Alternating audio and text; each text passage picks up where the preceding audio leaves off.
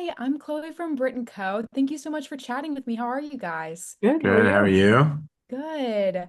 Congratulations on this season of Blood of My Blood. I'm so excited for people to see it.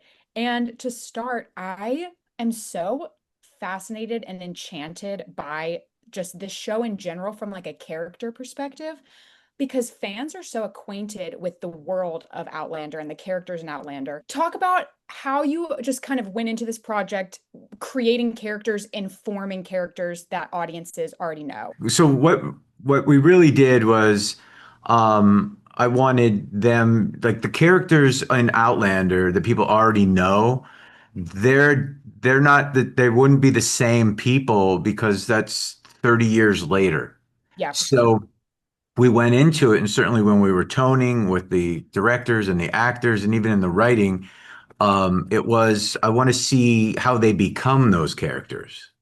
Yeah. And that's where that I think of the freshness comes is, Colum and Dougal are 18 and 19, really, they're obviously not that age, but that's the ages they are in the book. And Ellen and Brian are younger. So you go, how did they become the characters that we see on Outlander? What pressures of life and living in this time made them who they are.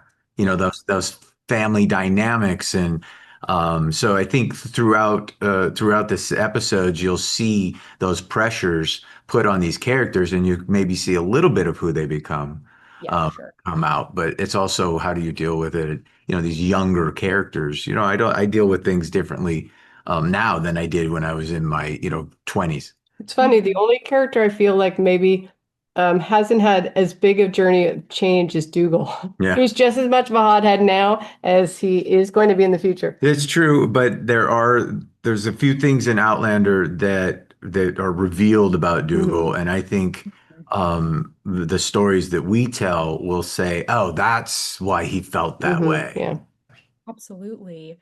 And I also have to ask, fans are so excited about Outlander season 8. What are y'all most excited about that new installment? I don't know. It was such a bittersweet season in so many ways, just because it was our last, and it was impossible to separate ourselves from that. Like, every time we had a read through or something, it was like, oh, this is the last first time we'll do this, or last first time we'll do that. So it was hard this season. It was, I think it was nice in some ways, I suppose, to wrap up this journey. We've all been together for a long time, and I know people want to spread their wings and do other things. But it was just so sad. So I think I just personally just try to enjoy myself. And I do think it's a great season. It has a great ending.